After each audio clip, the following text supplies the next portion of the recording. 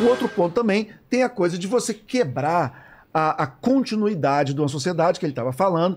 Aí eu lembro muito da Simone Weil. E é engraçado porque a Simone Weil, quando ela escreve o Desenraizamento, ela é uma filósofa francesa, morreu muito jovem, com 34 anos, mas uma produção intelectual monumental.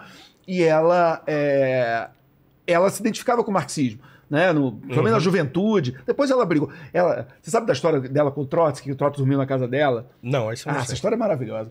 Os pais dela eram ativistas, e ela com 12 anos, com 13, já se dizia marxista e tal. Ela falava grego com 12, discutia com o irmão, aquelas loucuras. O irmão dela é um matemático famoso pra caramba. Andrew Weil, que é um dos mais famosos do século. E ela tinha uma competição com o irmão, né? Ela se achava inferiorizada. É fascinante a história dela. E aí ela, com 18, o Trotsky passou uma noite na casa dela, que ele estava indo para não sei aonde. E aí a mulher do Trotsky, na época, escreveu quem é essa garota de 18 anos que encostou o Leon Trotsky na parede, ficou metendo o dedo na cara, e ela era uma marxista, alucinada, mas o cara estava lá, por que é isso? Por que é aquilo? Eles viraram a noite debatendo. Você dá vontade de ser uma mosquinha vendo, né? A Simone Weil debatendo com o Trotsky. Gigantesca. Mas enfim, ela que é uma pessoa que vem da esquerda, ela escreve esse livro maravilhoso, que é o Desenraizamento, e que sai um pouco depois que ela morre, com 34 anos, e ela tem essa ideia de que o ser humano, para ser feliz, ele tem que ter raízes, ele tem que se sentir ligado à comunidade, à terra, à história dele, e isso vale para a sociedade como vale para as pessoas. E ela é uma pessoa que até vem da esquerda, mas eu entendo o que ela quer dizer e faz sentido. E também tem um problema de muita gente dessa história da mudança, que fala, não, vamos mudar tudo e vamos queimar o passado, e fala, calma. Entendeu? Você está tirando a história de uma população, você está tirando as tradições, você está tirando todo o conhecimento acumulado, você está tirando algo que foi testado ao longo do tempo. Agora, quer dizer, um assunto puxa o outro. Eu lembrei, uma vez eu tinha um candidato que eu já ajudei alguns candidatos na parte de estratégia, de marketing e tal, em outra vida. Em outra encarnação. Em outra encarnação. E aí eu me lembro uma vez que eu falei para ele, né, a gente fez um programa de governo para ele, e dentro do programa de governo estava incentivar a alta cultura. Aí ele foi ser entrevistado na imprensa, na Globo, e aí a repórter, vem cá, tô olhando seu plano de governo aqui, o que é alta cultura? Defina. O cara ficou branco, começou a gaguejar e tal, e eu tava do lado de fora olhando e falei assim, meu Deus. Aí terminou a entrevista, a gente desceu juntos, tinha um restaurante na porta lá da Globo, ali no Jardim Botânico, a gente sentou para almoçar, né? Cara, ele olhou na minha cara, a primeira coisa, ele não falou nada, só olhou e falou assim, me explica o que é alta cultura? Eu tava no programa de governo dele. Sei. Aí eu falei, cara, no mínimo, é o que foi testado pelo tempo. No mínimo, você ouve uma música do Mozart, você fala, esse negócio tá tocando há 300 anos. De repente não é tão ruim. Exato. Será que essa música que tá bombando hoje, daqui a 300 anos vão estar ouvindo? Não sei. Eu acho que o Mozart pode ser. O Bach, acho que pode ser. Entendeu? Então, talvez esse cara tenha descoberto alguma coisa ali, né? Por exemplo, a gente vai falar de conservadorismo, é impossível falar sem falar da Antígona, que é uma peça que tem 2.500 anos. Sim. Mas a Antígona... Nossa, eu cito toda hora, cara. Eu dou aula... Mas por quê? O que tem nela? Porque a Antígona é um dos maiores exemplos, se não for o maior exemplo, do embate entre direito natural e direito positivo, né? Por quê? Porque a Antígona... Faculdade de Direito estuda. Porque a Antígona, ela é a filha do Édipo, com a Jocasta. Com a Jocasta, e os irmãos dela, eles guerreiam entre si para ver quem fica quando o Édipo morre. E aí os dois irmãos, que era Etéocles e Polinices. Eu lembro que eu falo disso toda hora. Então que inveja.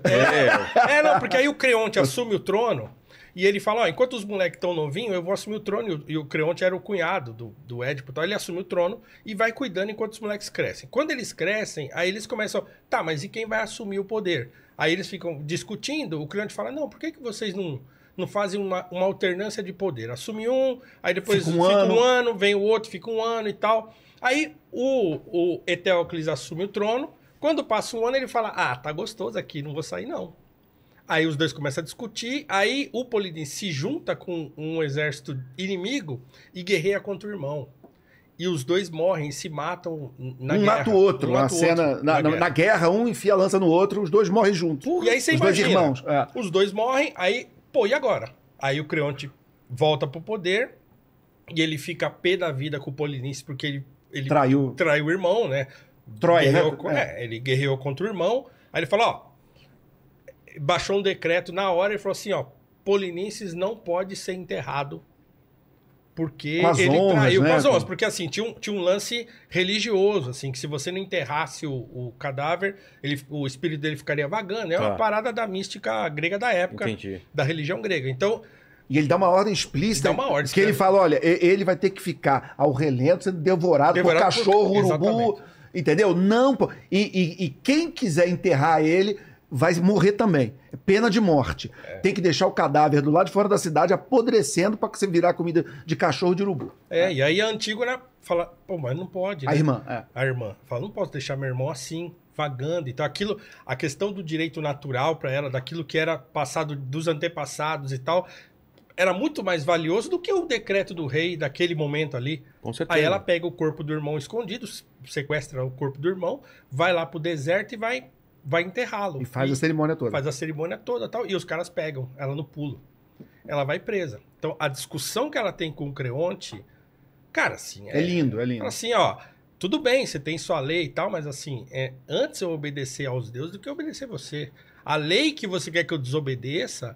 Ela é uma lei que é imemorial. A gente não sabe quem fez, quando começou. Então, assim, antes obedecer essa lei do que obedecer o seu decreto. Se eu tiver que morrer pelo seu decreto, que eu morra. Mas eu não vou desobedecer aos deuses. Tem um trecho que é lindo que ela fala, essa vida aqui é passageira. Eu prefiro passar um perrengue com você aqui rapidinho e morrer do que ficar a eternidade pagando o pecado de não ter enterrado meu irmão e ter desobedecido os deuses. Que eu vou ser punida pela eternidade. Entendi. Com você, o máximo que você pode fazer é me matar. Beleza, entendeu? Cara, isso aí Cara, que incrível. É lindo. É muito louco. Aliás, vamos fazer um parênteses que eu acho que você vai gostar, que é Romanos 13, que é sempre mal lido na Bíblia. Essa ideia que Paulo escreve, que você tem que obedecer o governante, é quem não leu o Antígona, né? Quer dizer, o governante, você tem que respeitar o governante que segue a lei de Deus. Exatamente. Não é Enquanto qualquer ele é justo, governante. Né? Ele é justo. Mas só um parênteses. O Lutero tem um texto, assim, para quem é protestante, Lutero tem um texto da autoridade secular e o quanto você lhe deve obediência. Pô, ele faz um tratado disso. Ele fala, não, assim, você tem que obedecer. Mas peraí, né? Peraí. Desde que...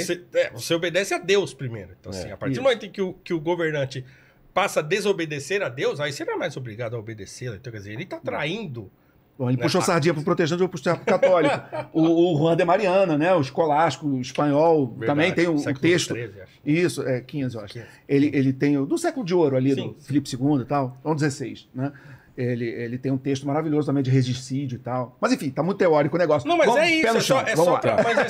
isso é legal, Vilela, porque assim, você vai ligando uma tradição que é milenar, né? Aos marcos textuais, aos marcos culturais que sustentam isso. Então, quer dizer, o conservadorismo não é uma invenção. Então, você vai nas tradições africanas mais antigas, por exemplo, você vê que a sociedade é uma sociedade conservadora. Então, assim, a vida de um africano Ibo, lá da Nigéria, sim, tá ligada aos seus ancestrais. Então, assim, ele não é um átomo solto no mundo. Ele sabe que ele deve obediência aos pais, aos avós, a uma tradição a qual ele pertence. Então ele não pode romper com esse negócio assim do nada, eu não quero mais. Então assim... sem pagar um preço, ele pode até romper, mas ele vai pagar um preço. É isso que eu ia falar. A imagem de alguém que rompe com uma tradição também é conhecida, entendeu? Assim, não, eu não quero mais isso aqui, vou fazer aquilo ali. A história, a literatura, tá cheia desse negócio. Do cara que resolve romper com o troço, fazer outra coisa...